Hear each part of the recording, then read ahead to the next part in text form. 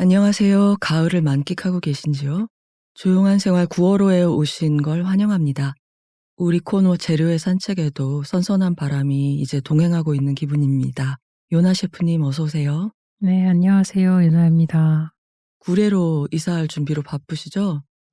네, 이제 막바지 작업을 하고 있어서 사실 아직 실감이 안 나는데 그래도 오늘 그 이삿짐 센터를 계약을 해가지고 이제 진짜 가는구나 싶기는 해요.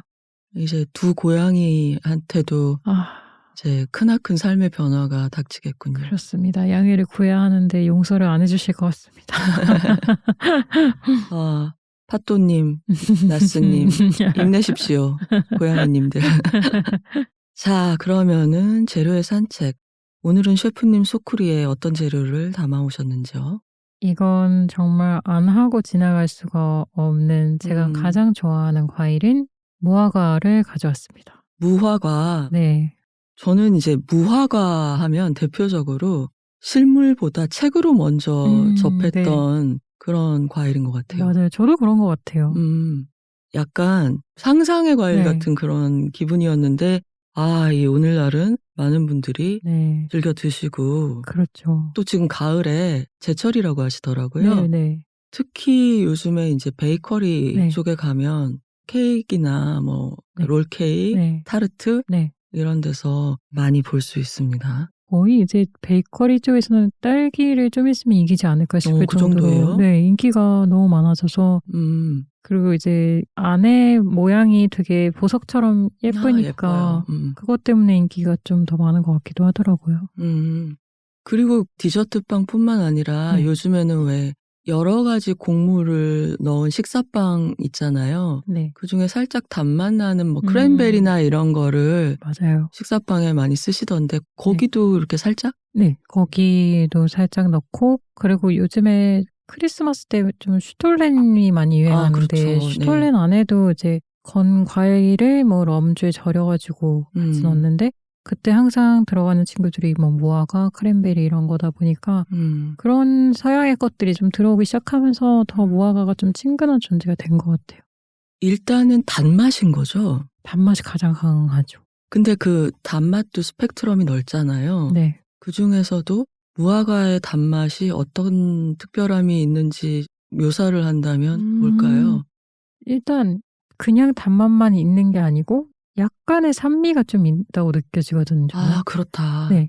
그런데다가 이게 말린 거는 특히 오독오독 씹히는 식감이 또 있다 보니까 그걸 못 빼놓죠. 네. 식감. 거기서 느껴지는 재미가 매력이 아닐까 싶어요. 그러면은 이제 실존하는 과일. 그리고 꽃이 없는 열매. 이런 의미를 가진 무화과에 대해서 알아보도록 하겠습니다. 네. 인류가 뭐 재배를 한 거의 최초의 과일 중에 하나라고도 일컬어지고 이제 아담과 이브가 따먹은 게 사과라는 얘기도 있지만 서가, 석류, 무화과 뭐 이런 거 여러 가지 중에 하나일 거다 이런 추측도 있고 그리고 그들이 이제 막 부끄러워서 가린 이파리가 무화과 잎이다 이런 말들도 있을 정도로 정말 오래된 과일 중에 하나고 근데 우리나라에 들어온 건 사실 굉장히 최근에 속하기는 하죠. 그런 것 같아요. 네. 그러면은 뭐 구약에 나올 정도니까 성경의 세계는 차치하더라도 고대부터도 식용으로 먹었다 이렇게 봐도 되는 거겠죠? 네, 그렇게 봐도 될 것 같고 그렇지만 우리 그 문헌 같은 데는 거의 등장하지 않았었거든요. 네. 다만 이제 일제강점기 이후에 일본을 통해서 들어와서 제주도나 이제 남쪽 지방을 중심으로 심기 시작했고 제일 처음 무화과를 특산물로 지정해서 재배하기 시작한 게 지금도 제일 유명한 전라남도의 영암군? 영암 무화과가 아마 가장 많이 들어보셨고 유명할 텐데 그쪽에서부터 시작됐다고 보시면 돼요. 그럼 좀 따뜻한 곳에서 잘 되는 건가요? 네, 따뜻해야만 잘 된다고 말할 수 있죠. 그러면은 이 무화과라는 이름은 뭐 오해에서 비롯된 건 아닌가요? 아니면 이게 딱 팩트인가요? 꽃이 없다. 맞아요. 없을무 꽃화의 정말 무화과의 이름이고 근데 사실 이게 되게 재밌는 게 꽃이 없을 수는 없잖아요. 역시 이거 봐, 이거 봐. 항상 예상을 벗어나는 우리가 먹는 네. 부분이 대체 무엇인가? 네, 말씀해 주시죠. 이게 겉으로 봐서 꽃이 안 보여서 무화과지 꽃을 뒤집어 놓으셨다고 보시면 될 것 같거든요. 그러니까 그게 열매처럼 생겼지만 네. 사실은 속에 그 먹는 부분이 다 꽃이에요. 그러니까 우리는 꽃을 먹고 있는 겁니다.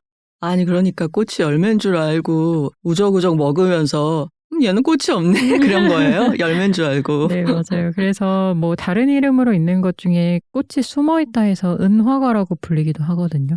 이게 조금 더 네, 이쁜데요, 이름이? 맞아요. 은화가 너무 아름답죠. 네. 우리가 보고 있는 껍질이라고 해야 되나? 그 부분이 꽃받침이고 속에 이제 붉은 부분이 꽃인 거죠. 그럼 진짜 열매는 어디 있어요? 사실 열매이기도 하면서도 꽃일 수도 있는데 이게 굉장히 복잡한 과정으로 만들어지는데 저는 너무너무 재밌는 것 같거든요. 이 꽃이 피어나는 과정이. 다른 과일하고 많이 다른가 봐요? 네, 많이 달라요. 굉장히 특별한 의미를 가지고 있기도 한데 네. 무화과가 이런 과정 때문에 비건이냐 아니냐에 대한 논쟁이 있을 정도예요. 이 과일 자체가. 아니, 동물이에요? 무서운데? 그러니까 왜냐하면 무화과를 이제 크게 종류로 나눠보자면 4종류로 나눌 수 있어요. 4종류. 네. 커먼, 스미르나, 카프리, 산페드로 이렇게 4종류로 나눌 수 있고 우리가 보통 먹는 거는 제일 첫 번째 말했던 커먼 타입이라는 종류거든요. 네. 근데 이거는 따로 벌이 수정을 시키지 않고도 열매를 맺는 과일이에요. 그러니까 뭐 파인애플이나 감귤 같은 것들도 그렇거든요. 네. 다니결실이라고도 말하는데 네. 문제는 이 스미르나 또는 카프리무 이런 산페드로 이런 친구들은 벌의 도움이 필요로 하거든요. 근데 벌이 이거를 수정시키는 과정이 어떻게 되냐면 네. 그 꽃이 안으로 들어가 있다 보니까 벌이 꽃으로 가려면 네. 무화과의 그 엉덩이에 뚫린 구멍 쪽으로 들어가야 되잖아요. 그러니까 보통 꽃은 열려 있으니까 거기 앉으면 되는데 앉아서 그 꽃가루를 그쵸, 묻혀서 그쵸. 간단히 이동하면 되는데 네. 무화과는 무화과 말벌이라는 곤충이 있어요. 따로? 네. 1에서 2mm 정도 되는 엄청 조그만 말벌이 있는데 어머. 그 말벌이 아니면 들어갈 수가 없어요. 그래서 각 무화과마다 거기에 이제 상응하는 무화과 말벌의 종류가 또 존재를 하고 네. 신기한 거는 그 과정이 알을 벤 암컷 벌이 들어가게 되는 거예요. 그리고 무화과도 암무화과, 순무화과가 있어요. 순무화과에 이렇게 들어가게 돼요. 네. 근데 들어갈 때 심지어 네. 너무 좁다 보니까 날개랑 더듬이도 다 떨어져요, 들어가면서. 어떡해. 아니, 무슨 잔혹사야. 암벌이 이제 들어가서 네. 거기에서 이제 알을 낳고 얘는 전사합니다. 알들에서 이제 네. 수컷 벌과 암컷 벌이 태어나게 되잖아요. 네. 그들이 이제 꽃 안에서 교미를 이제 하겠죠.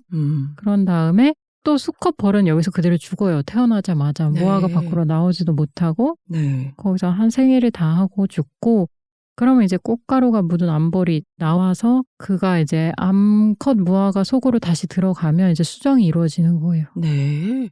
또 굉장히 어떻게 보면은 묘한 게 네. 어쨌든 이제 수정이 되고 나면은 이 벌이 남아 있지 않게 되거든요. 왜냐하면 무화과가 그 피신이라는 네. 단백질 분해 효소를 가지고 있는데 그거를 엄청 뿜어내서 기껏 들어와서 수정시켜준 암벌을 다 녹여버리는 거예요.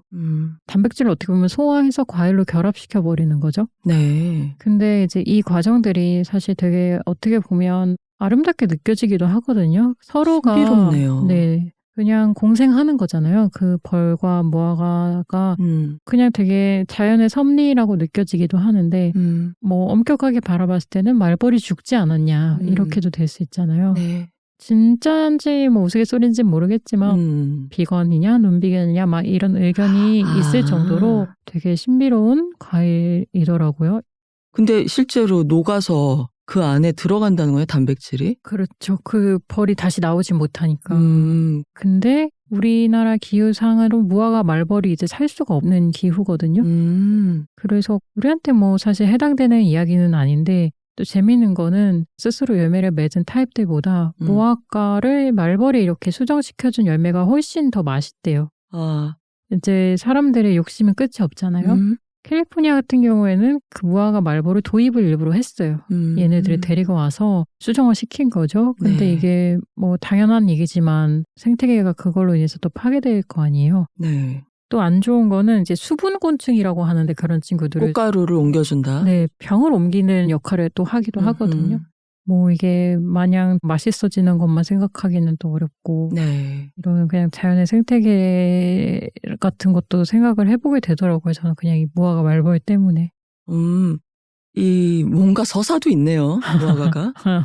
아무튼 생각을 해보면은 네. 전 세계에는 더 다양한 품종이 존재한다. 네. 그럼 여행 가면은 좀 다른 무화과도 먹을 수도 있고. 맞아요. 전 세계적으로 종류가 거의 한 900여 종 이상 있다고 들었어요. 무화과가? 네, 네. 우리나라에도 최근에 슈퍼를 다녀보면 뭐 빨간색들 흔히 보는 거 말고 약간 초록빛이 도는 무화과들, 청무화과도 종종 많이 보거든요. 어느 부분 색깔을 말씀하시는 거예요? 겉, 피, 네네. 그런 것들도 있고 사실은 까만색도 있어요. 그래요? 완전 까만 흑무화과라고 불리는 친구들도 있고. 앞으로 더 다양해질 것 같네요. 네. 저 선생님 고르는데 뭐 고르는 기준 거 없나요? 어렵지 않아요. 그냥 마르기 때문에 쉽게 시간이 지난 것들은 티가 나요. 쪼글쪼글해져 있기도 하고. 딱 보면 신선한지 안다. 그리고 이거는 상하면 바로 그 발효향이 나요. 그 신향이라고 해야 되나? 그래서 그냥 기분 좋은 냄새가 난다 그러면 오케이고 뭔가 조금이라도 시큼한 향이 난다 그러면 이제 가기 시작했구나라는 거를 되게 쉽게 냄새로 알 수 있어요. 구멍 뚫린 거기 때문에. 정직한 편이다. 네. 무화과는. 네. 그러면은 이제 데려왔어요 집에. 이거를 이제 껍질을 벗겨 먹냐 안 벗겨 먹냐에 또 논란이랄까나 그런 게 있는데 무화과는 농약을 치면 녹아내리는 편이어서 상품성이 떨어져서 대부분은 농약을 치지 않거나 아주 조금 치고 재배를 하기 때문에 유기농이 대부분이다. 네, 무농약 유기농을 쉽게 발견하실 수 있을 거고 대부분은 그런 상품이 많을 거라서 그런 부분에 있어서 우려를 해서 껍질을 벗겨 먹는다면 그렇게까지는 안 하셔도 되고 다만 이제 취향에 따라서 벗기고 싶다 하면 벗기셔도 되는데 껍질까지 다 먹고 싶다 하시는 경우에는 네. 그래도 이물질은 씻어야 되니까 한번 씻게 되잖아요. 어떻게 씻을까요? 근데 이거 씻을 때 팁이 뭐냐면 볼 같은 거에 무화과를 다 넣고 물에다가 푹 잠기게 이런 식으로 씻으시면 안 되고 그 꼭지 반대부분 열린 부분으로 물이 들어가게 되면 거기서 단맛이 많이 빠져나와요. 그래서 그 역류에서 들어가지 않게 위에서부터 아래로 물이 흐르도록 하나씩 씻어주시는 게 제일 좋아요. 알겠습니다. 꼭지를 위쪽으로 잡고 흐르는 물에 하나하나씩 씻는다. 네.